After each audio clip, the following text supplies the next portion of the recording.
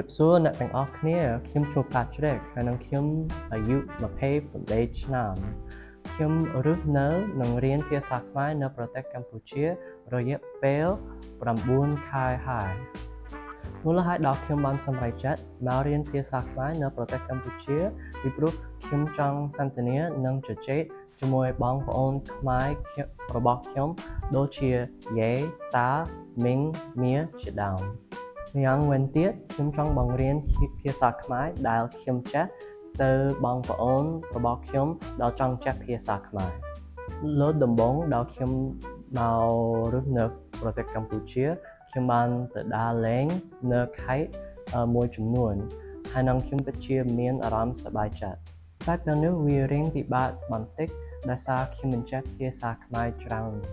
គឺខ្ញុំចេះតែពាក្យស្រួលៗខ្លីៗដូចជាអត់បាទឃ្លានជាដើម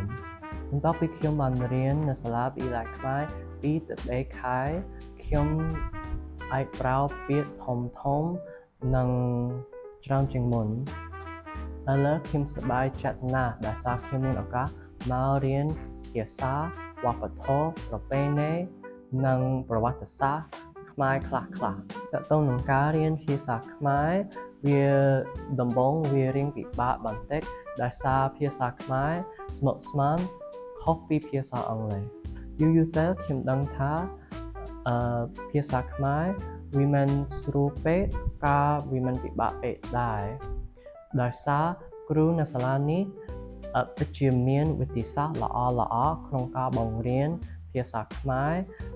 ដើម្បីធ្វើឲ្យមេរៀនខ្ល้ายជាស្រួលបើសិនជាអ្នកទាំងអស់គ្នាចង់យល់ដឹងអំពីវប្បធម៌ប្រពៃណីការរស់នៅនិងភាសានៅប្រទេសកម្ពុជាខ្ញុំលើកទឹកចិត្តអ្នកទាំងអស់គ្នាមករៀននៅសាលានេះដើម្បីយល់ដឹងអំពីភាសានិងវប្បធម៌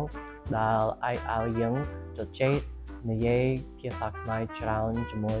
ជនជាតិខ្មែរនៅពេលដែលខ្ញុំត្រឡប់ទៅស្រុកអាមេរិកវិញខ្ញុំមានគម្រោងក្នុងការបង្រៀនភាសាខ្មែរវប្បធម៌ការរស់នៅ